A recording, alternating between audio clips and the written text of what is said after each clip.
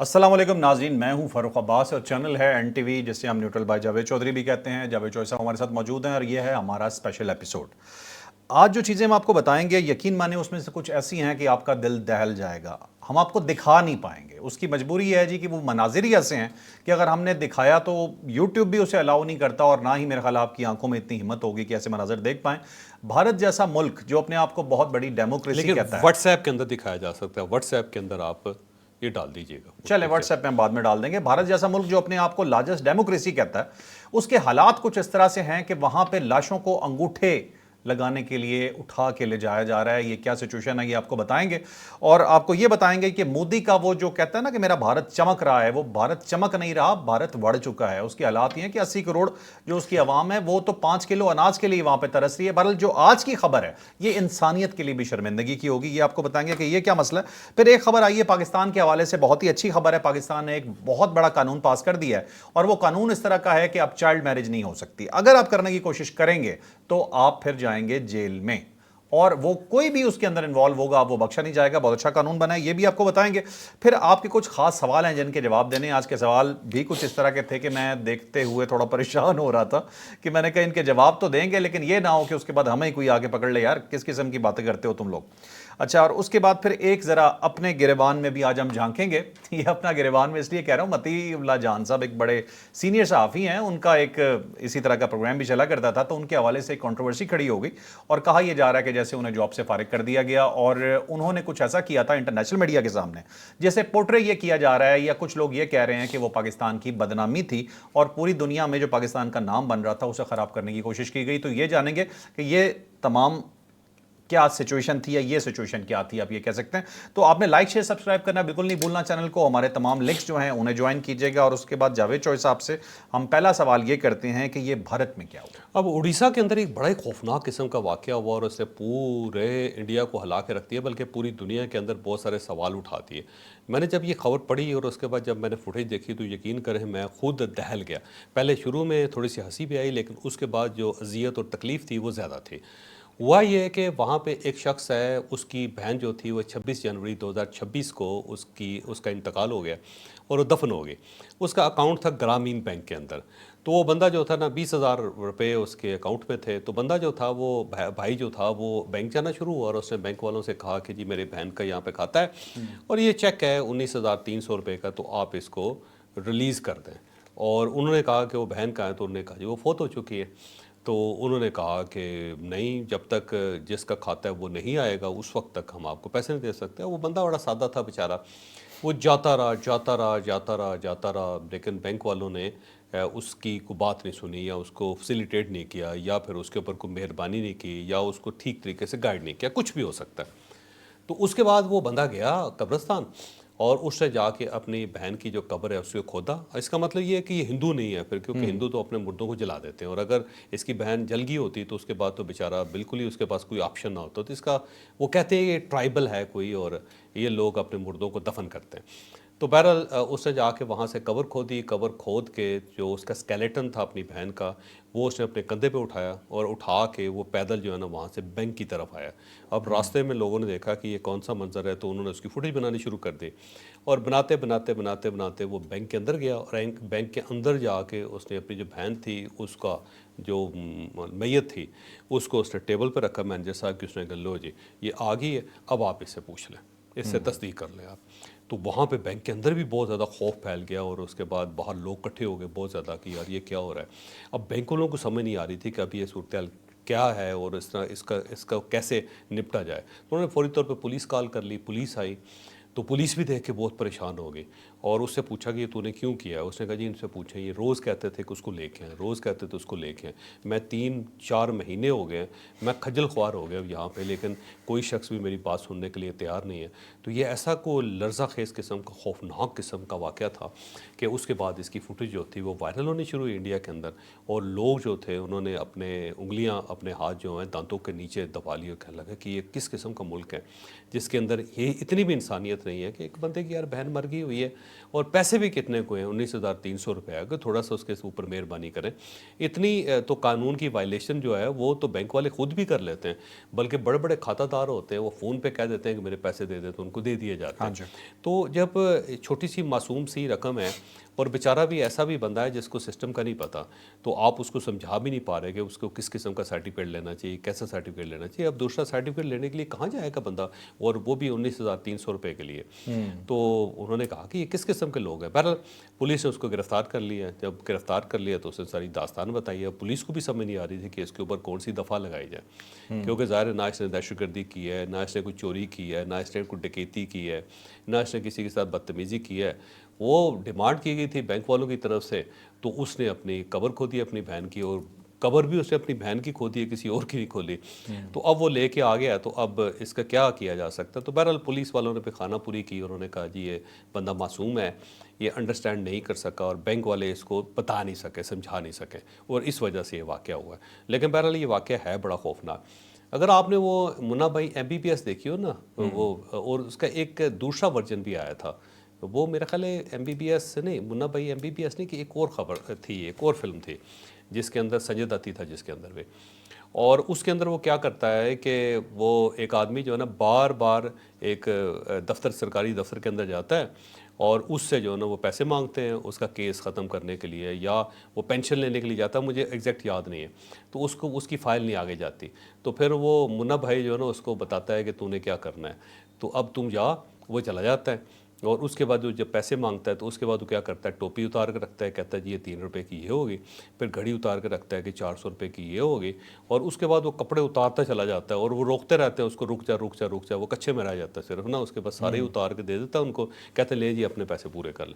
اب یہ جو جب یہ سارا ڈرامہ ہو رہا تھا یہ, تو سارے لوگ اکٹھے ہو جاتے ہیں, دفتر والے بھی اکٹھے ہو, سب پوچھتے ہیں کیا مسئلہ ہے, کہتے ہیں یہ روز مجھ سے پیسے مانگتا ہے, میرے پاس نہیں ہے, تو میری تو کل کائنات یہ ہے, میں نے ساری اس کے ٹیبل کے اوپر رکھ دیا, مجھے بتائیں کہ باقی پیسے جو میں کہاں سے لے کے آؤں, کیونکہ میرے پیسے دبا کے بیٹھا ہوا ہے. اس نے فوری طور پہ چیک بنا کے اس نے کہا اللہ کا واسطے میری جان چھوڑ دو, اور ساتھ ہی لوگوں نے اس کو ظاہر ہے فوٹیج بنانی شروع کر دی. تو یہ بعض اوقات اس طرح ہوتا ہے, سسٹم اتنا کرول ہوتا ہے یار, کہ اس میں انسان کے پاس کوئی اور آپشن نہیں ہوتا سوائے مردے نکال کے لے کے انہیں کہ جی لے جی ان سے تصدیق کر لیں. چوہے صاحب, ٹرائبل سوسائٹی یا گاؤں یا سادہ لوگ جو ہوتے ہیں انہیں ہینڈل کرنے کا طریقہ الگ ہوتا ہے, الگ ہوتا ہے. انہیں آپ سمجھائیں گے بھی تو نہیں سمجھا سکتے اس طرح کی چیز. ٹرائبل آدمی نہ بھی ہو تو بہت سارے معصوم لوگ ہوتے ہیں جن کو سسٹم کا پتہ ہی نہیں ہوتا. چوہے صاحب, وجے مالیا آپ کو یاد ہے, انڈیا کا ایک بزنس مین تھا, 7,000 کروڑ لے کے بھاگ گیا, لے گیا, آج تک اس کو نہیں پکڑ سکے, بیٹھا ہوا انگلینڈ میں وہ, ہاں, اور سارے بینکوں کے لون تھے.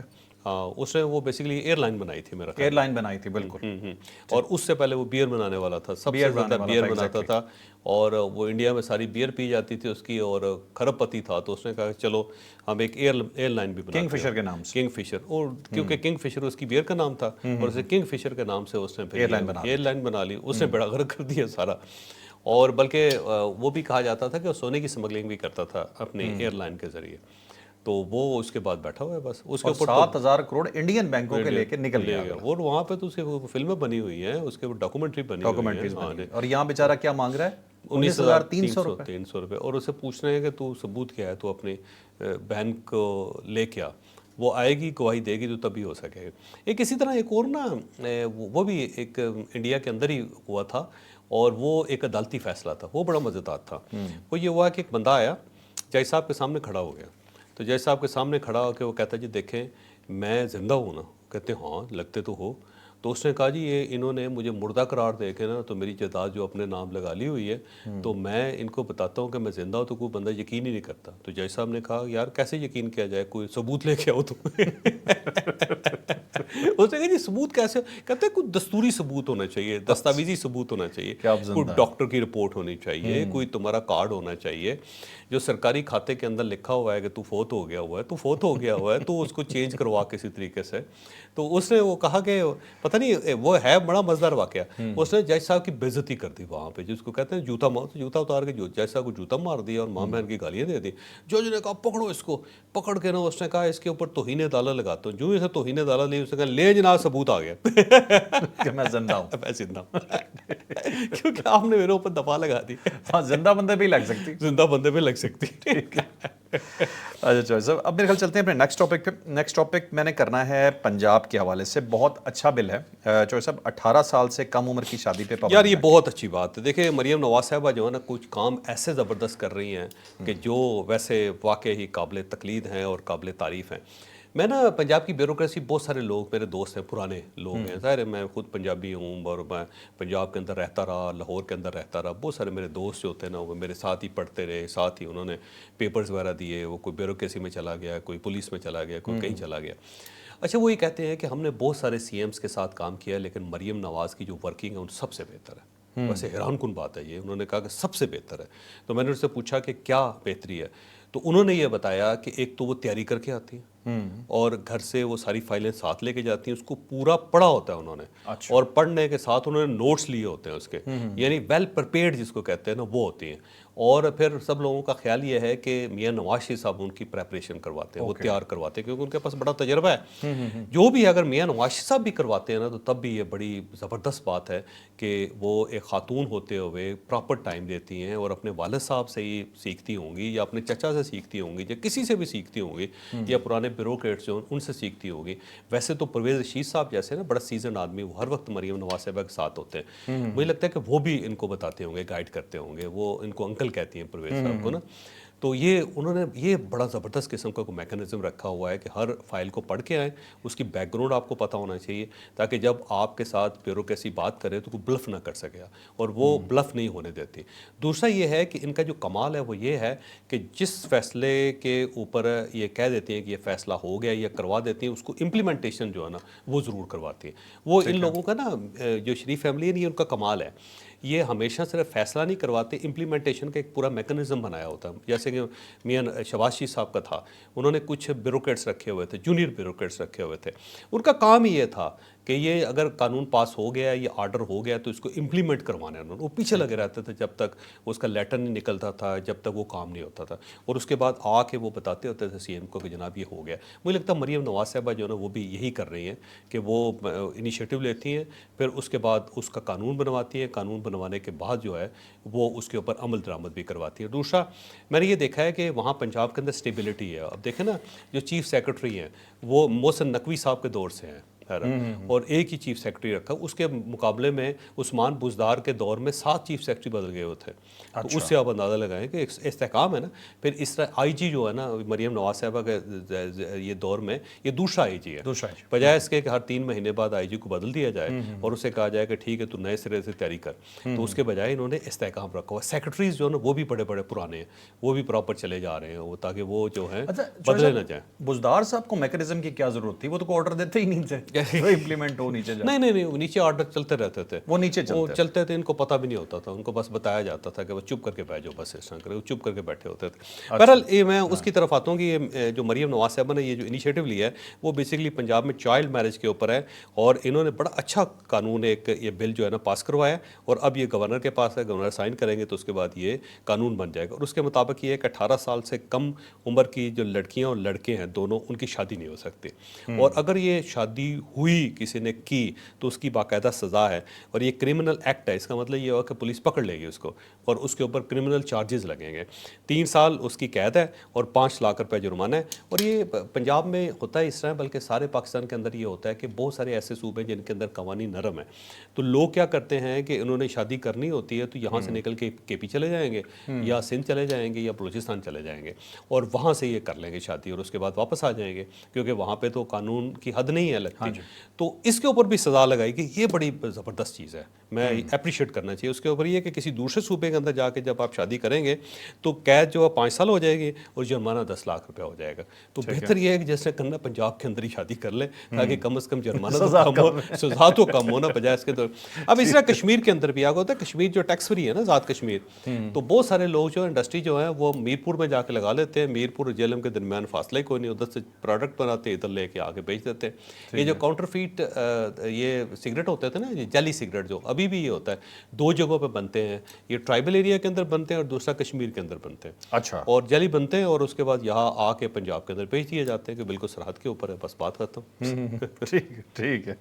अच्छा चौधरी साहब, अब एक बड़ा मुझे टॉपिक डिस्कस करना है, सेंसिटिव टॉपिक है, मीडिया के वाले से ही है। मतीउल्लाह जान साहब, मतीउल्लाह जान जो है आपको पता है कि बहुत सीनियर सहाफ़ी हैं, एक बड़े तो बहादुर आदमी है, बड़े बहादुर आदमी हैं। एक तो इनके बारे में मतलब जो मेरा ख्याल है कि ये एंटी स्टैब्लिशमेंट सहाफ़त करते हैं और फ़ौज को और स्टैब्लिशमेंट को रगड़ने में कोई कसर नहीं छोड़ते।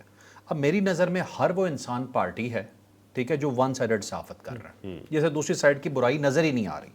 आप तनकीद करें, बिल्कुल ठीक है, लेकिन तनकीद बराए तनकीद और दूसरी साइड पे कोई तनकीद नहीं, तो इसका मतलब है कि आपके अंदर फिर प्रॉब्लम है, ठीक है।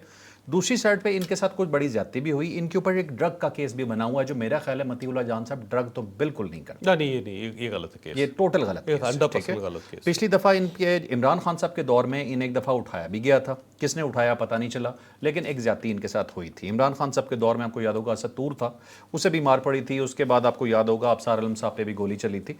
लेकिन अभी इस और रजीम ये सारे काम जनरल फैज़ हमीद साहब कर रहे थे, फैज़ हमीद साहब कर जो इमरान खान साहब के बड़े करीब थे। एग्जैक्टली। अब इन लोगों को एतराज़ ये है, मतीउल्लाह जान को और इनके बाकी कुछ साथियों को, कि पाकिस्तान में इस वक्त इस दौर में सहाफ़त को आज़ादी हासिल नहीं है। पहला सवाल तो ये कि क्या पहले थी, दूसरा ये कि क्या अब वाकई ही नहीं है। मुझे नहीं लगता कि ऐसा है, हमारा जो दिल करता है हम तो खुल के बोल रहे होते हैं यहाँ पर। दूसरा चॉइस, साहब एक बात बहुत ही इंपॉर्टेंट है, इस वक्त पाकिस्तान की गुड्डी पूरी दुनिया में चढ़ी हुई है। मतीउल्लाह जान साहब और इनके कुछ साथियों ने दावत दी इंटरनेशनल मीडिया को प्रेस क्लब में। वहाँ पे इन्होंने एक फंक्शन या एक प्रोग्राम किया जिसके अंदर कुछ शील्ड वगैरह तकसीम की गई। उसके अंदर भी कुछ एक एलिगेशन आ रहा है कि जो झंडे उस शील्ड पे लगे हुए थे उसमें भारत का झंडा भी शामिल था। लेकिन अगर आप इसे छोटा एलिगेशन भी समझ लें, तो जो बड़ा एलिगेशन है वो ये है कि वहाँ खड़े होकर इंटरनेशनल मीडिया के सामने इन्होंने कहा कि हमारे तो यहाँ रिपोर्टर्स को उठाया जाता है, अभी भी एक रिपोर्टर को उठाया हुआ है, वो कौन है? फ़खरुर रहमान। प्रॉब्लम यह है कि आप ये भी बताओ कि उन्हें क्यों उठाया हुआ है, और वो कानून के तहत एनसीसीआईए ने उठाया है, उन पे इल्जाम है ट्वीट का और बाकी कुछ इन्वेस्टिगेशंस हो रही हैं। आप बात पूरी बताएं, आप सहाफ़ी हैं तो आपको हर चीज़ माफ़ नहीं हो सकती।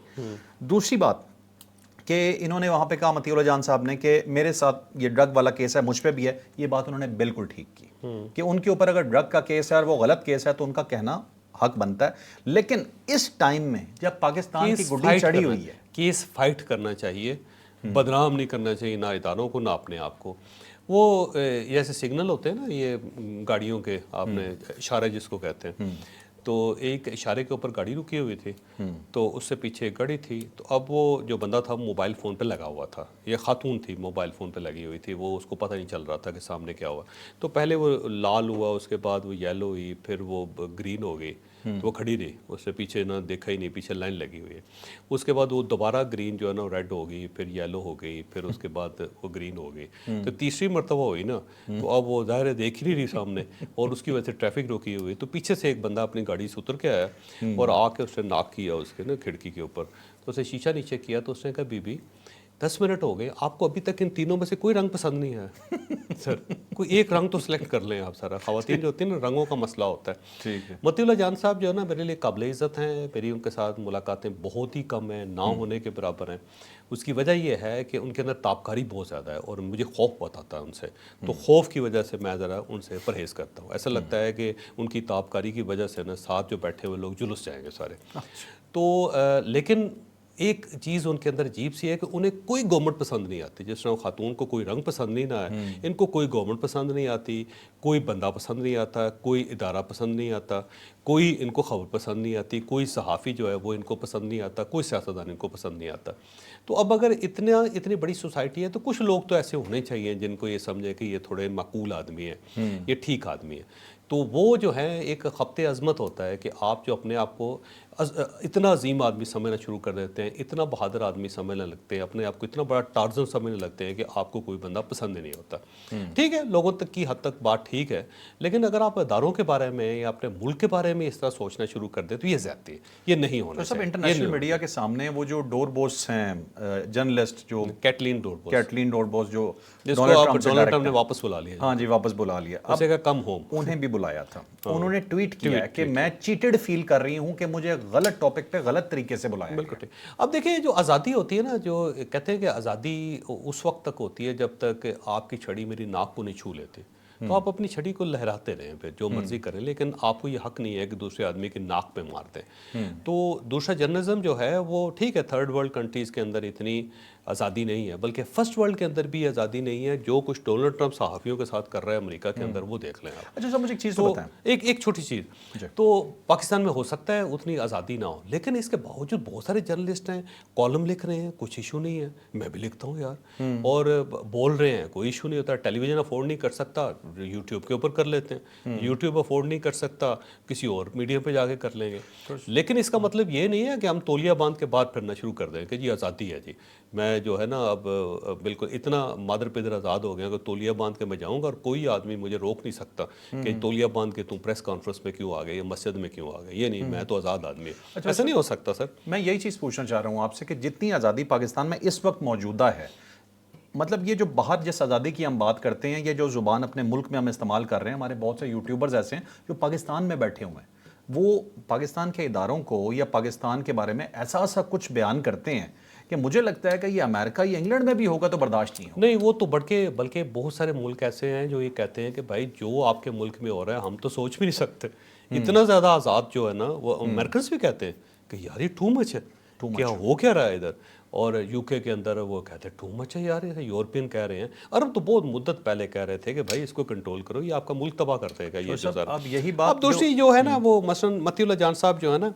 ایک تو ان کو یہ جعلی قسم کی جو فنکشن تھا وہ کرنے کی ضرورت نہیں تھی، ان کو پریس صحافیوں کلب کو معلوم ہی نہیں ہے، انتظامیہ مکر گئی ہے۔ وہ معلوم ہی نہیں ہے۔ دوسرا یہ کہ صحافیوں کو چکر دے کے آپ کو نہیں بلانا چاہیے تھا۔ تیسرا اگر آپ نے بلایا تھا تو ڈیسنٹ ہونا چاہیے، بجائے اس کے کہ آپ اپنے ملک کے ہی خلاف ہی بات کرنا شروع کر دیں یا اپنے گندے کپڑے جو ہیں ان کے سامنے دھونا شروع کر دیں، یہ بڑی زیادتی ہے۔ سب صاف بات پوچھوں تو مقصد پاکستان کو بدنام کرنا تھا میرا خیال یا پھر وہ میرا خیال ہے کوئی خبر بننا چاہتے تھے، یا کیونکہ ان کو آج تک وہ ادارہ بھی پسند نہیں آیا تو اس ادارے سے بھی جان چھڑانا چاہتے تھے۔ وہ دوبارہ سمجھتے تھے کہ ایک جہاد کا وقت آ گیا ہے اور اس کے بعد مجھے پھر جو ہے نا آزادی صحافت کا علم بردار بن کے گھوڑے پہ چڑھ کے سلطان صلاح الدین ایوبی کی طرح تلوار لہراتے ہوئے اسلام آباد کے اندر پھرنا چاہیے۔